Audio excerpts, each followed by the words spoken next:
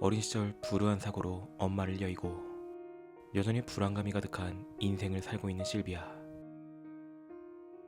어느 날 그녀는 남자친구 로베르토와 함께 그의 친구인 앤디의 집에 초대를 받는데 Laggiù nel nostro paese, che ogni anno scelgono delle vittime a loro insaputa, con fatture terribili, le portano alla follia e alla morte.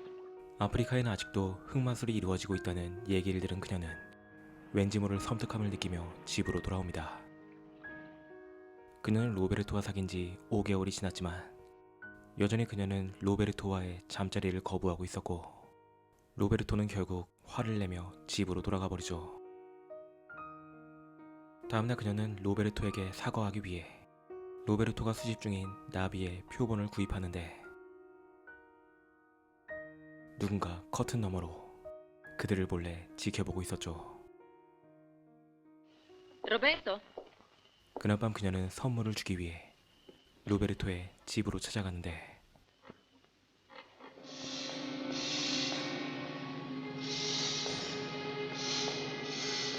갑자기 어디선가 들려오는 남자의 거친 숨소리.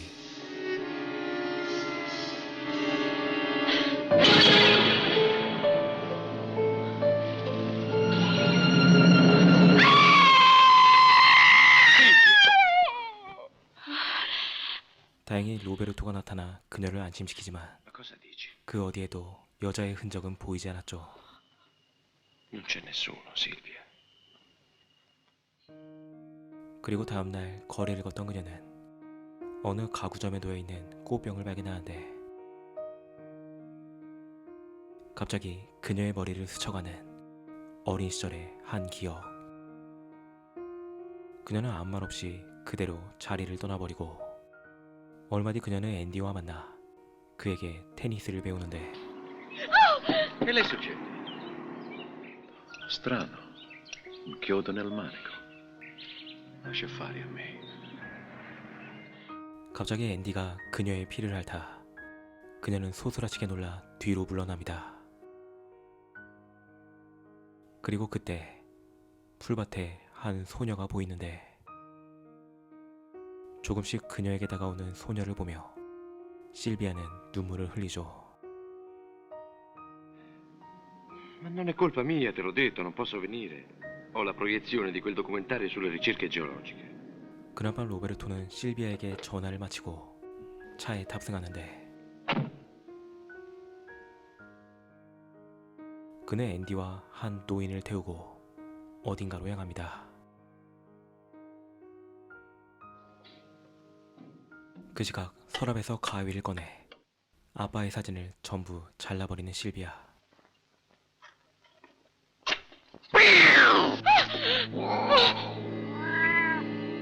그때 이웃집 고양이와 누군가의 인기척을 느낀 실비아는 조용히 침실로 다가가는데 그녀는 또다시 엄마가 어떤 남자와 관계를 가지고 있는 환상을 보게 되고 갑자기 남자가 실비아에게 다가옵니다.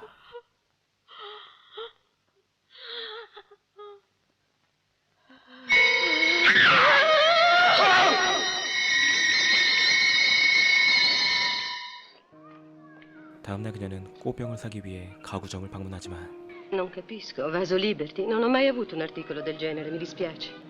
Signora, 직원은 그런 물건은 없다며 실비아를 돌려보내는데 Luigi.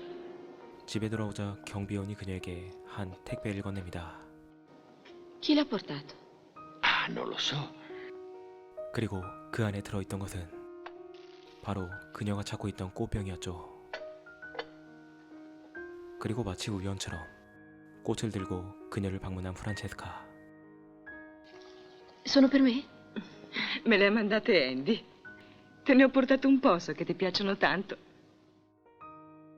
얼마 뒤 그녀는 프란체스카와 함께 앤디의 집에서 열린 강령회에 참여하는데 실비아의 과거를 맞춰보겠다며 그녀의 물건을 만져보는 점술가. Ora posso rivederti quando eri bambina. Ti ripugna e ti mette paura. No, non farlo, Silvia. Quell'uomo ti perseguiterà per tutta la vita. Non potete! Vi odio, vi odio, vi odio! 하지만 실비아는 저택을 떠나버리고 잠시 후 실비아를 제외한 다른 사람들은 앤디의 차에서 내려 어느 수상한 장소로 들어갑니다. 그리고 가운을 건네받은 뒤 깊은 터널로 들어가는 그들.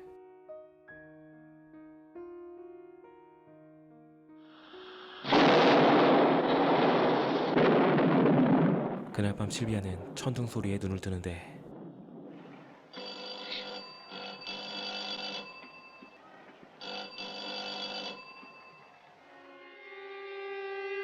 하지만 그녀가 밖으로 나가자 복도에는 아무도 보이지 않았고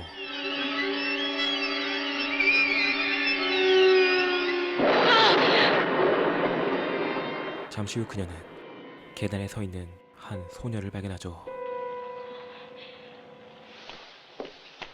그런데 무작정 방으로 들어가 테이블 위에 음식을 먹는 소녀. Ma tu chi sei? Non puoi rimanere qui. Mi hai chiamato tu, Silvia? Io. 그리고 소녀는 테이블 밑에서 무언가를 꺼내는데 Dove l'hai trovato? È mio, è il mio gioco preferito. Come quello mio. Come fai ad averlo? Ridammelo! 하지만 손을 물리고 겁을 먹은 실비아는 곧바로 이웃 주민인 로제티를 불러옵니다. Signor Rossetti, Cosa è successo? una bambina. 그리고 그녀는 로제티와 함께 집으로 들어가지만 역시나 그곳엔 아무도 남아있지 않았죠. Ma non c'è nessuno qui. Guardi, mi ha dato un morso. Io non vedo niente, signorina Ackerman. Ci faccio una buona dormita. Ha una macchia sulla scarpa. Questo naso, spesso quando piove mi sanguina. Dorma. Grazie. Buonanotte. Buonanotte. Mici, mici, mici. 그리고 집으로 돌아가 고양이에게 밥을 주는 로제티. 그런데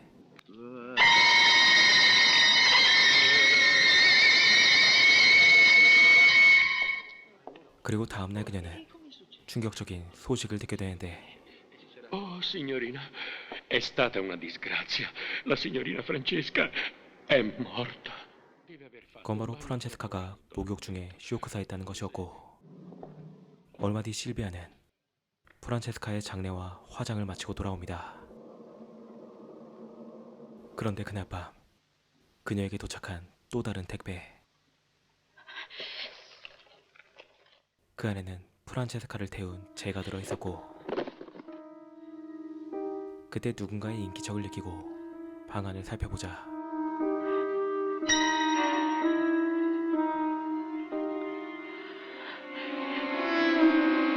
또다시 엄마의 환상을 본 그녀는 조용히 그녀에게 다가가죠.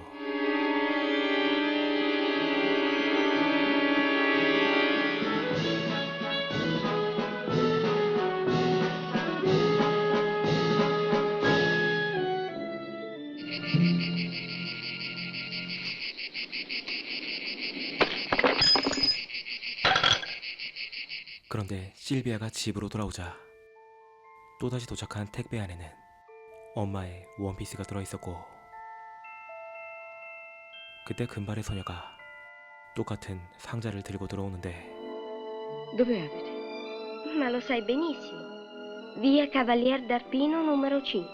소녀가 말한 곳은 바로 실비아가 어린 시절 살던 집이었고 상자 안에는 소녀가 입은 원피스와 이웃집 고양이의 시체가 들어있었죠.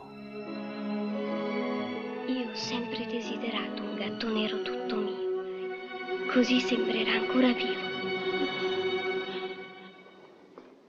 Sì, signorina, ha detto il padrone che glielo faremo. 잠시 후 고양이를 박제하러 간 실비아는 직원에게 집 주소를 적어주는데 마침내 실비아 앞에 모습을 드러내는 의문의 남자. Silvia. Ma non ti ricordi di me? Il signor Nicola. Perché hai messo questo indirizzo? Lo sai che non ci vive più nessuno. Dove vai? 그는 바로 실비아의 기억 속 엄마와 관계를 가진 남자였고,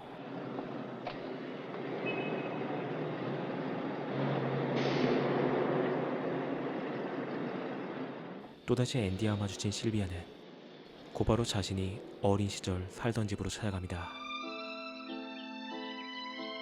그리고 그녀는 이미 폐허가 된 집안을 둘러보는데,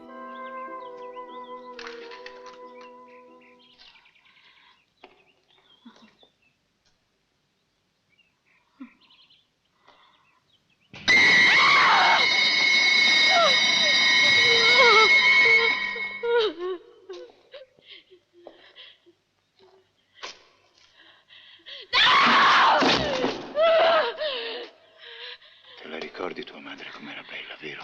E tu l'hai ammazzata. 그리고 남자가 실비아를 덮치려는 순간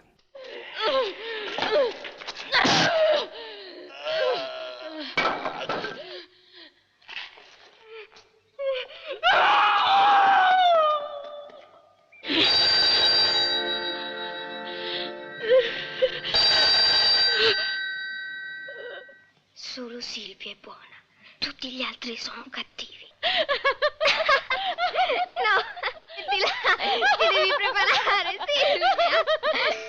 그렇게 집으로 돌아와 엄마가 입던 원피스를 입은 실비아. Oggi è un giorno di festa, Silvia. 잠시 후 로제티가 무언가를 들고 집으로 돌아오는데,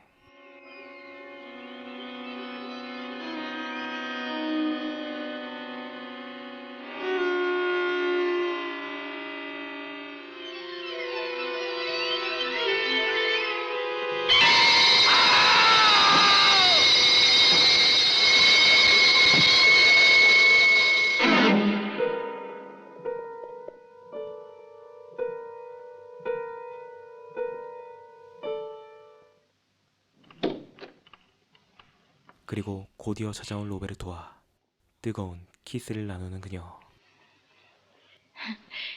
Oggi è una gran festa. Mancavi solo tu.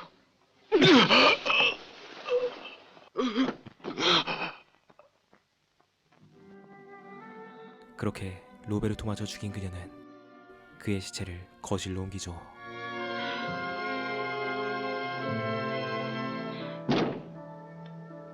Tu farai il cappellaio matto.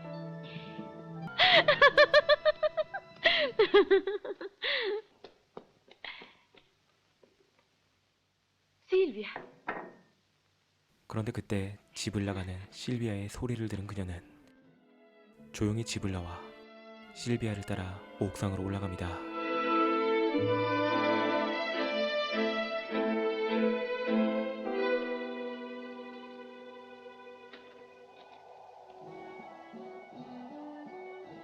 그런데 어디선가 울려 퍼지는 음악 소리에 그녀가 난간으로 다가가는 순간,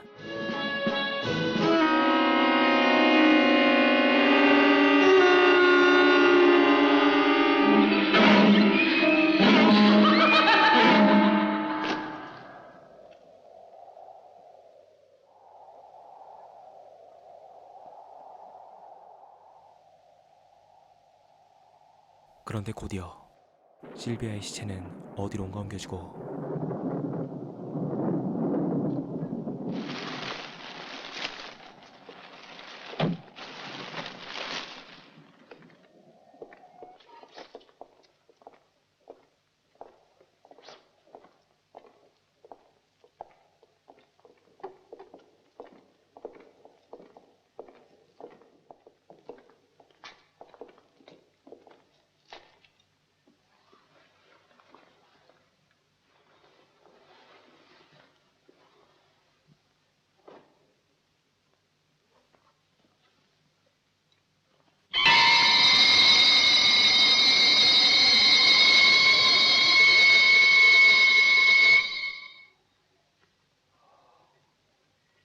그렇게 한 명씩 실비아의 내장을 뽑아먹는 사람들.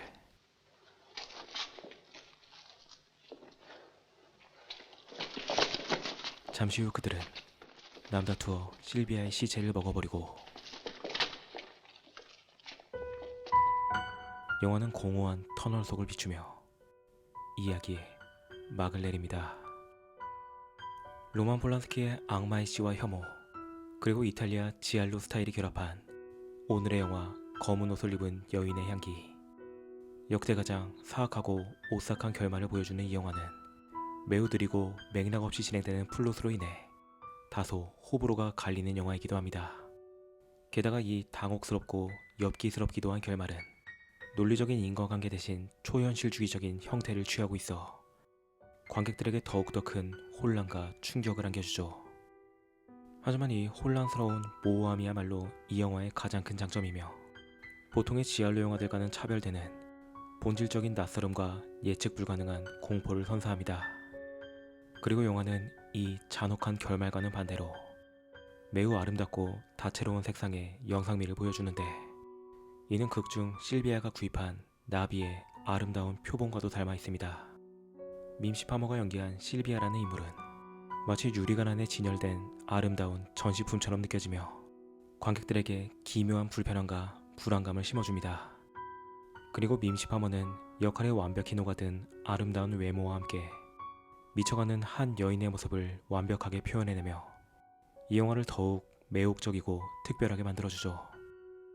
하지만 앞서 언급했듯 영화의 본편을 보면 이야기의 진행이 마치 주어 없는 문장처럼 맥락 없이 진행되어 상당히 지루함을 느낄 수 있기에 이 영상에서는 가능한 나레이션으로 빠르게 넘어갔는데, 이 영화의 독특한 분위기를 온전히 느껴보시고 싶은 분들은 영화의 본편을 직접 감상해보시는 것도 추천드립니다. 또한 이 영화처럼 정적이지만 기괴하고 충격적인 결말을 보고 싶으신 분들은 웃는 창문의 집이라는 영화와 마녀들의 시간이라는 영화도 한번 봐보시길 추천드리며 리뷰를 마칩니다.